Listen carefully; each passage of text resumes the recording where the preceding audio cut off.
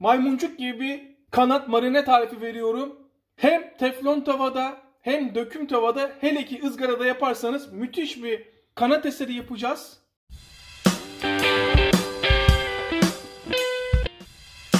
Limon, yoğurt, bugün şanslıyız. Ev yoğurdumuz var, ev yapımı.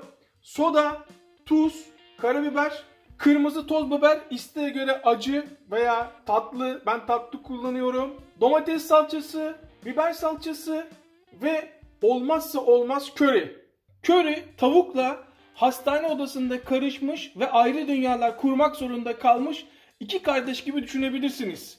Köriyi duyduğunuz anda. Aklınızda bulunsun. Tavuk ve yumurta gördünüz mü? Baharat olarak köri. Hem dip kanadımız var burada hem de orta kanadımız var. Toplam 1,5 kilo. Yalnız bakın, sizden istediğim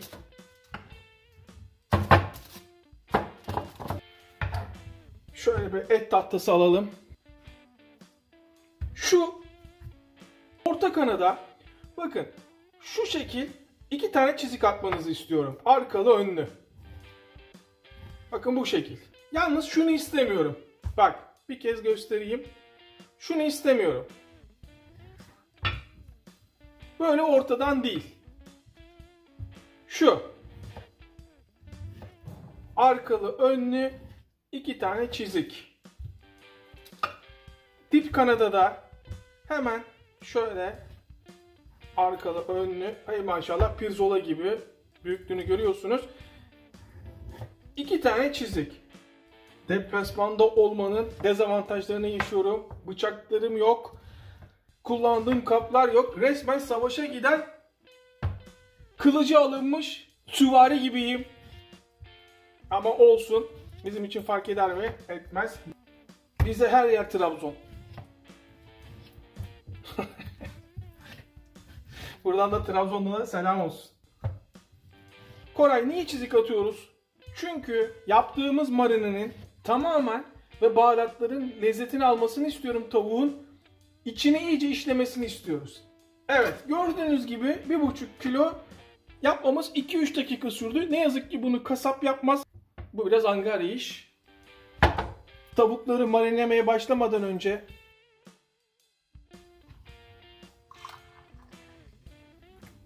her zaman söylüyorum, köle değiliz. Mutfakta yemek yaparken zevk alacağız. Günün bütün stresini atacağız.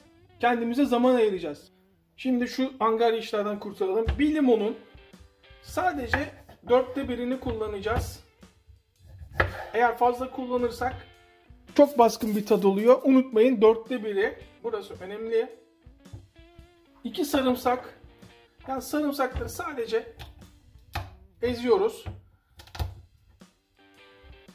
O da köşede sırasını beklesin. Bir cam kase. Ev yapımı yoğurdumuzdan 1, 2, 3 yemek kaşığı ve 3,5 yemek kaşığı yoğurt 1,5 kiloya. Sarımsaklar 2 sarımsak. Şu limonun 1/4'ünü sıkalım. Evet. 1 tatlı kaşığı dolu dolu domates salçası. Yarım tatlı kaşığı biber salçası. Bak, 1 tatlı kaşığı kırmızı toz biber. 1 tatlı kaşığı köri. Koray, köri fazla olmadı mı? Olmadı. 1 tatlı kaşığı. 1 çay kaşığı tuz. Yarım çay kaşığı karabiber. Çıkmaya başla. Şimdi salçayı niye atıyoruz? Şöyle bir inanış var. Ya salça lezzet versin diye.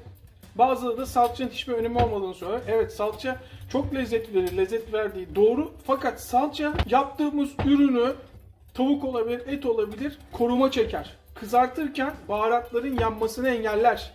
Bunu unutmayın. O yüzden salça çok önemli. Şimdi bak. Görüyorsunuz değil mi? Pürüzsüz bir hal aldı. Hemen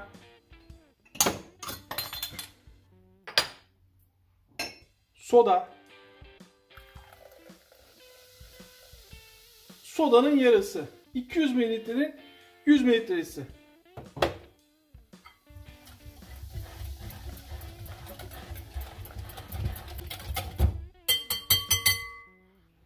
Bak, görüntü bu. Görüyorsunuz değil mi nasıl pürüzsüz oldu?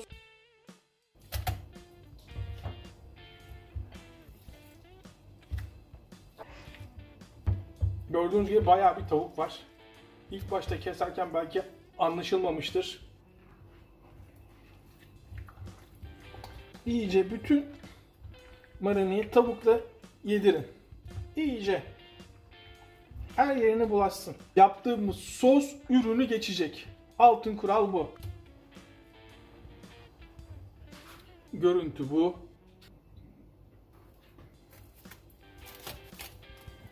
İlk katı şöyle havasını al.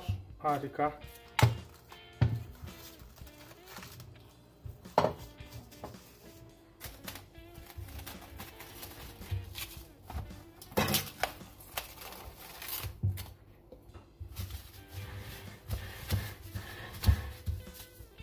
Dolaba. En az 2 saat. 2 saatten sonra her geçen dakika çok daha lezzetli olur. Ama en az 2 saat bekletiyoruz. Zaten maça 5-6 saat var. Macaristan-Türkiye maçına. O arada da yetiştirirsek kızartacağız. Döküm tavuğumu orta ile en yükseğin arasında ısıtıyorum. Koray, ısıya kadar mı karışıyorsun? Evet, ısıya kadar karışıyorum. Çünkü doğru bir şekilde kızartamazsak, kurutursak hiçbir anlamı kalmaz marinenin. Dikkatli izleyenlerin gözünden kaçmamıştır. Marinemize yağ koymamıştık. Tamamen opsiyonel yağ. Yağlamasanız da olur ama daha lezzetli olmasını istiyorsanız ve tırtıklı tava kullanıyorsanız mutlaka yağlamayı unutmayın. En az 2 saat bekletin demiştim hatırlıyorsanız. Tamamen opsiyonel. Ben her zaman tavamı tuzlarım. Kızartmaya başlamadan önce döküm tavada. Tavam hazır. Tamamen işlemiş. Her zaman derili tarafa atarsanız daha doğru olur. Orta kanatlar. Nasıl güzel kokuyor. Bir tane de teflon tavada yapalım. Maymuncuk gibi bir marine veriyoruz demiştim.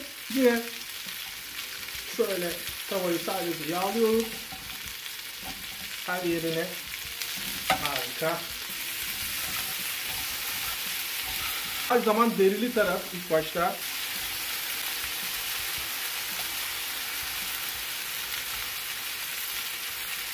Kalan tavuğu bu hemen dolaba. Bu kadar yeterli. Çok bile.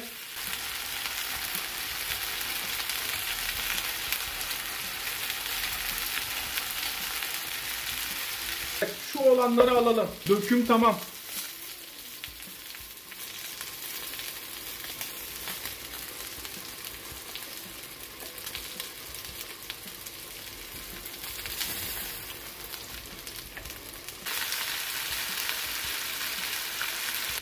Teflondakiler de hazır. Şimdi bir tadına bakalım şunu. Şurası teflonda olan, şurası da dökümde olan maymuncuk gibi bir tarif yapıyoruz demiştim. İlk önce şu dökümle başlamak istiyorum. Bak görüntüyü görüyor musunuz? Nasıl pişmiş? Sadece 10 saniye falan sürdü yuvarlamam. Bak nasıl pişmiş. Derili kısmı